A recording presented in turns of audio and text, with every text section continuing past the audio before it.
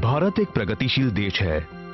हमारे शहरों की जनसंख्या दिन ब दिन बढ़ती चली जा रही है। आज भारत की लगभग 33% आबादी शहरों में निवास करती है। शहर के लोगों का अलग रहन सहन होता है और अलग होती है इनके खान पान की शैली।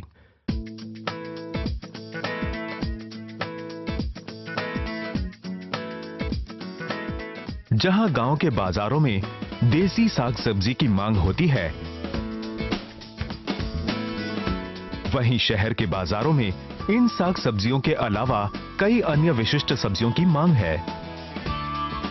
पर इन विशिष्ट सब्जियों की कृषि से ज्यादातर किसान अनभिज्ञ हैं। देसी साग सब्जी की बिक्री की होड़ में किसानों को सस्ते में बिकवाली कर संतोष करना पड़ जाता है।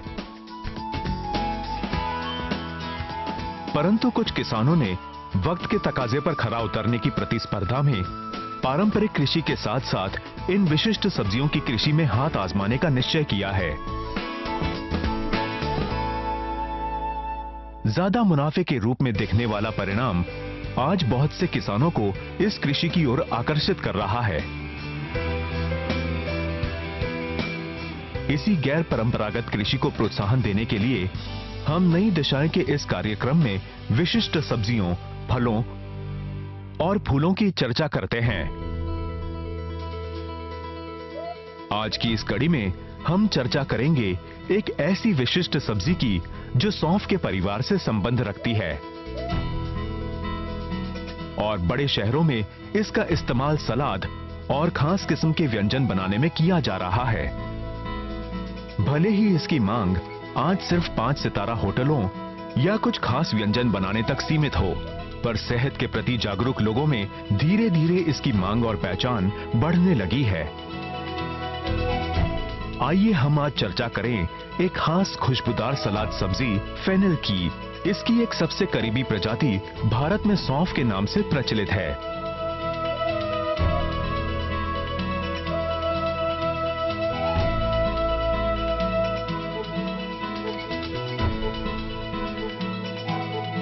फेनिल एक बहुत ही अच्छा मुनाफा देने वाली फसल है, पर आज भारत में इसकी मांग और खपत बहुत सीमित है।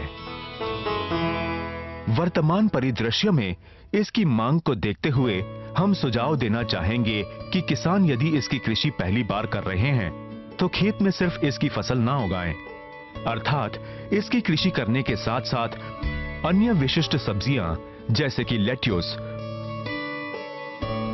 ब्रोकली, बॉक चॉय, लाल पत्ता गोभी, जुकूनी इत्यादि की कृषि करें। अगर इसकी कृषि को मंडी तथा ग्राहकों की मांग को ध्यान में रखते हुए ना किया गया तो फसल और पैसे दोनों का नुकसान हो सकता है। जैसे जैसे फेनिल की मांग मंडी में बढ़े, वैसे वैसे किसानों को इसकी कृषि और पैदावार को बढ़ाना चाहिए।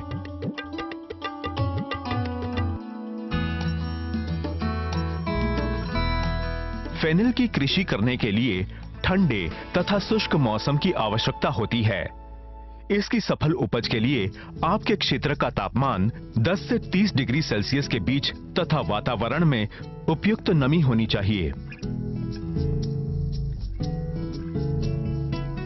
यदि तापमान 10 डिग्री सेल्सियस से नीचे चला जाए तो फेनिल की वृद्धि थम जाएगी और तापमान 30 डिग्री सेल्सियस से ऊपर चले जाने पर पौधे सूखकर खराब हो जाएंगे।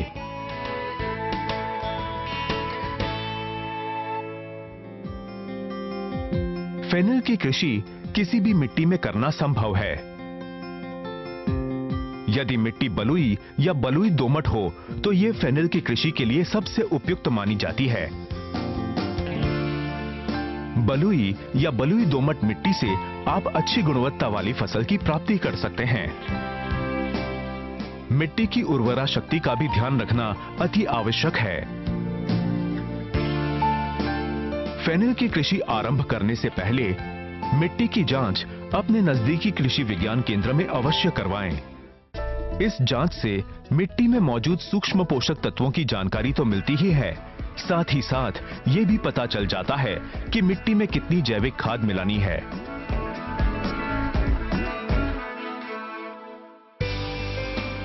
कृषि विशेषज्ञों के अनुसार फेनिल की कृषि के लिए मिट्टी का पीएच स्तर 6.5 से 7 के बीच होना चाहिए। फेनिल की कृषि आरंभ करने से पहले चुने गए खेत की जुताई की जाती है।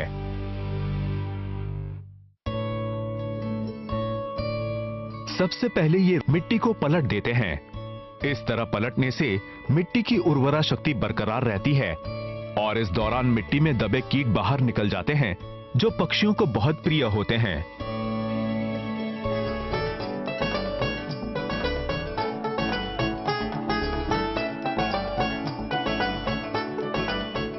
इसके अलावा ये 1 से 2 बार और जुताई करते हैं, जिससे मिट्टी बिल्कुल भुरभुरी हो जाती है।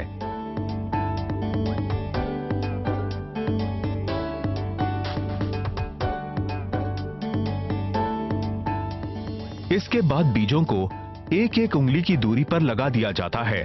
निर्धारित दूरी पर बीजों को लगाने से अधिकांश बीज सफलतापूर्वक अंकुरित हो जाते हैं।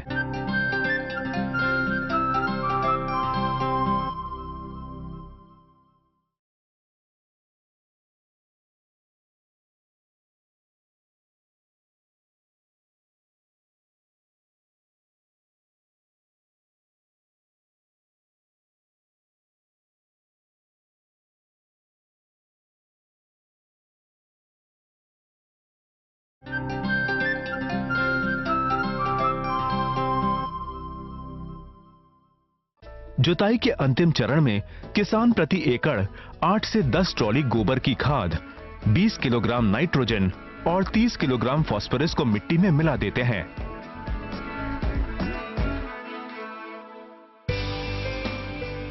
इसके बाद किसान खेत में थोड़ी ऊंची मेड़ का निर्माण करते हैं। मेड़ बनाते वक्त ही किसान क्षेत्र के हिसाब से सिंचाई प्रणाली का चुनाव करते हैं।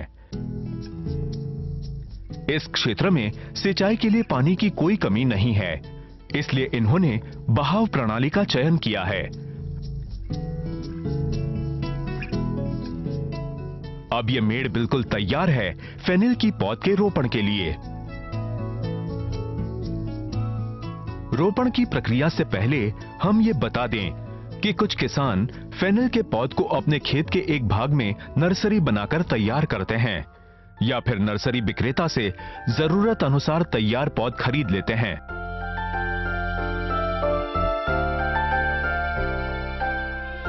किंतु इस किसान ने फेनिल की पौध को तैयार करने के लिए अपने ही खेत के एक भाग में नर्सरी तैयार करने का निर्णय लिया है।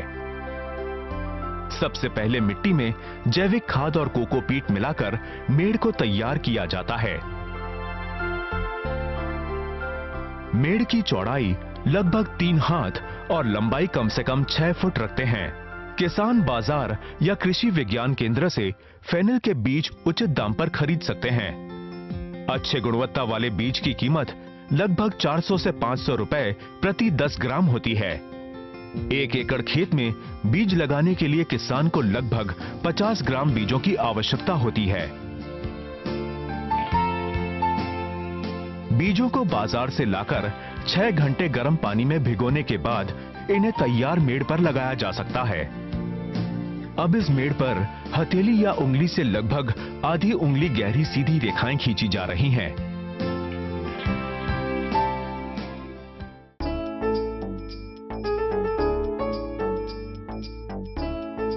इसके बाद बीजों को 1-1 उंगली की दूरी पर लगा दिया जाता है। निर्धारित दूरी पर बीजों को लगाने से अधिकांश बीज सफलतापूर्वक अंकुरित हो जाते हैं।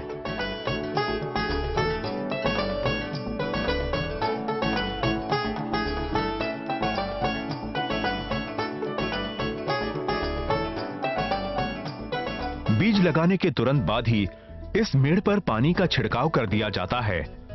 अब अगले 25 दिन तक इस मेड़ की सावधानी पूर्वक देखभाल की जाएगी, जिसमें पानी डालना और खरपतवार की निराई का विशेष तौर पर ध्यान दिया जाएगा।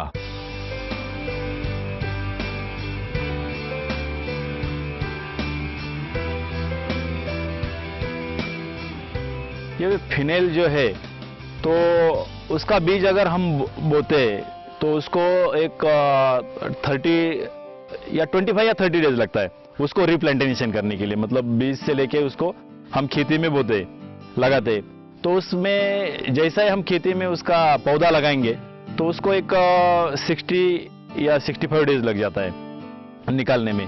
और थोड़ा सा अगर कुछ कीड़ा लग जाए जो अपना ऑर्गेनिक है, जैसा नीम का प्रोडक्ट आता है मार्केट में वो हम यूज़ करते हैं, और बहुत ही कम हम केमिकल्स यूज़ करते हैं। और किसानों ने उसका यूज़ करना चाहिए, बहुत कम केमिकल यूज़ करना चाहिए और नीम बीम का ज़्यादा इस्तेमाल करना चाहिए और ऑर्गेनिक पे ज़्यादा ध्यान देना चाहिए। फेनिल के पौधों के रोपण के लिए अगस्त और सितंबर का महीना सबसे उचित होता है। शाम का समय रोपण के लिए सबसे उपयुक्त माना जाता है। शाम को रोपण करने से रात में पौधों की जड़ें मिट्टी को ठीक तरह से पकड़ लेती हैं, जो दिन में अधिक धूप के कारण संभव नहीं हो पाता। नर्सरी से निकलने के बाद आज तैयार पौध का खेत में रोपण किया जा रहा है।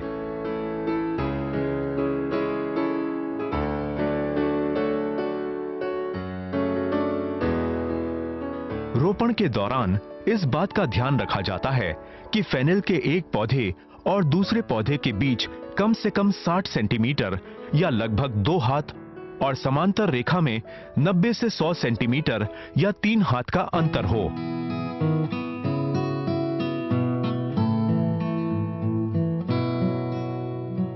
फेनिल के सही विकास के लिए ये दूरी बहुत जरूरी है। नर्सरी से निकाले गए पौधों का व्यवस्थित रोपण अब आधे एकड़ खेत में कर दिया गया है।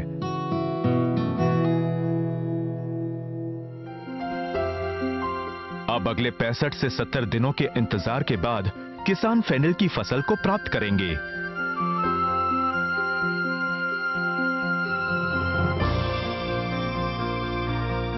आज पौधों को रोपण किए 15 दिन हो चुके हैं।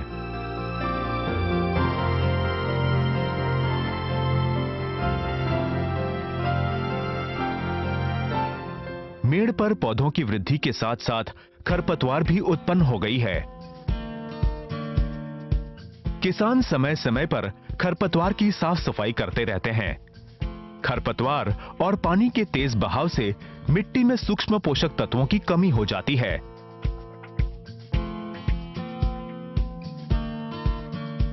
इसलिए किसान फेनिल की जड़ों के आसपास अतिरिक्त जैविक खाद डाल देते हैं।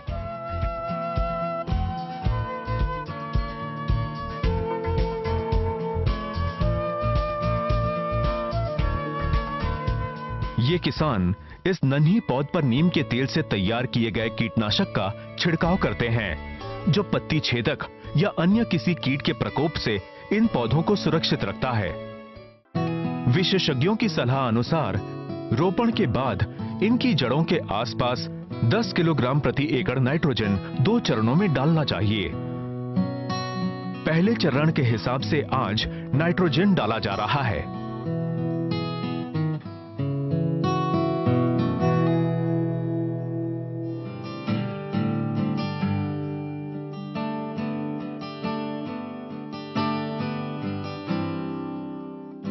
फेनिल की मेड़ पर जरूरत के हिसाब से पानी डाला जाता है।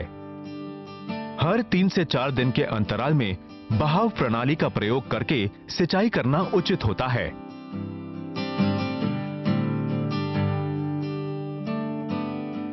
यदि बहाव सिंचाई प्रणाली की जगह टपक सिंचाई प्रणाली का चयन किया गया हो तो पानी की सिंचाई हर 2 दिन के अंतराल में लगभग 1 घंटे के लिए करनी चाहिए।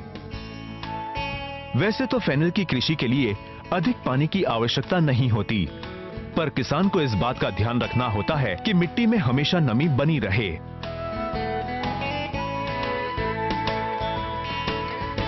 आज ये पौध 40 दिन के हो गए हैं।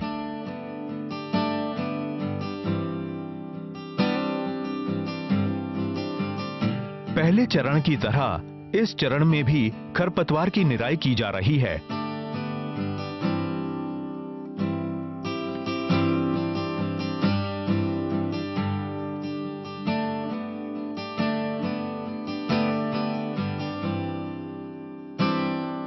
और जरूरत के हिसाब से जैविक खाद को जड़ों के आसपास डाला जा रहा है।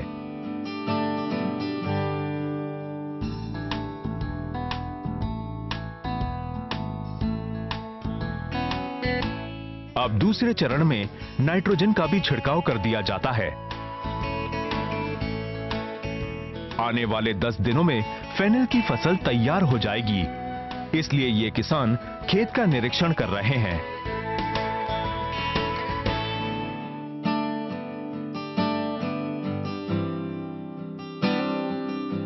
फेनिल के पौधों को पत्ती छेदक और एफिड्स जैसे कीटों से अधिक खतरा होता है। अगर किसान कृषि के आरंभ में ही पौधों पर जैविक कीटनाशक का छिड़काव कर दें तो इनको कीट नहीं लगेंगे। कीटों से बचाव के लिए किसान हर 10 दिन में एक बार नीम के तेल या केचुए की खाद को पानी में मिलाकर इसकी उचित मात्रा का पौधों पर छिड़काव कर देते हैं। यदि जैविक कीटनाशक का छिड़काव आपने समय रहते कर लिया तो बाद में आपको रासायनिक कीटनाशक की जरूरत नहीं पड़ेगी। व्यावसायिक तौर पर फेनिल की कृषि करने वाले ये किसान समय समय पर जैविक कीटनाशक का छिड़काव करते हैं, जिससे वो पत्तों या जड़ों में होने वाले विकारों से निश्चिंत रहते हैं तथा कृषि क्रिया को अंतिम चरण तक सफलतापूर्वक पहुंचा देते हैं। आज के बदलते खान पान के तौर तरीकों और सेहत के प्रति जागरूक लोगों के बीच फेनिल की मांग बढ़ रही है। इसके गुणों को देखते हुए ग्राहक इसका अच्छा दाम भी देने को तैयार हैं।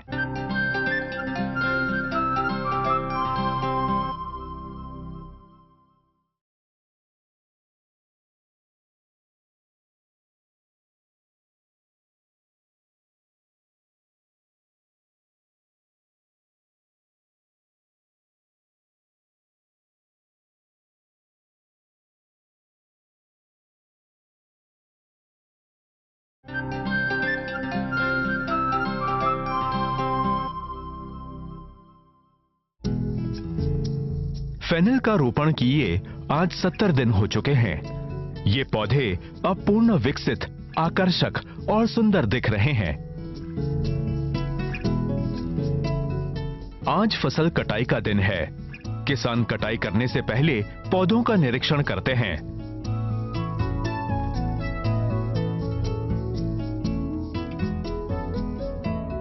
फेनिल के तने का निचला ठोस हिस्सा सबसे महत्वपूर्ण होता है।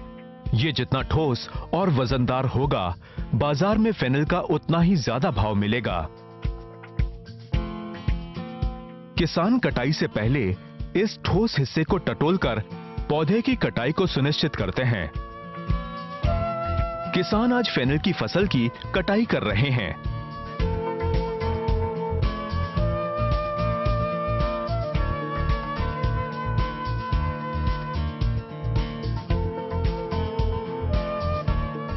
हर कटे हुए पौधे को क्रेट में अच्छे से रख दिया जाता है। अंदाजन एक पौधे का वजन 300 ग्राम से लेकर 1.5 किलोग्राम तक का होता है। कटाई के बाद अब इन्हें टेम्पो में डालकर मंडी विक्रेताओं के पास भेज दिया जाता है।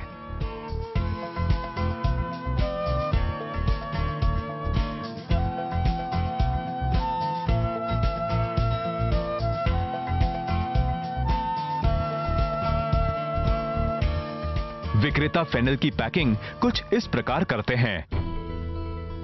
निचले ठोस तने से लगभग 1 बित्ते ऊपर के हिस्से को छांटकर अलग कर दिया जाता है। फिर इस कटे हुए हिस्से को थर्मोकोल की ट्रे में रखकर प्लास्टिक से पैक कर दिया जाता है। ऐसा करने से फेनिल की जीवनावधि बढ़ जाती है। इस सुंदर पैकिंग के बाद अब यह तैयार है मॉल, मंडी तथा ग्राहकों के पास जाने के लिए।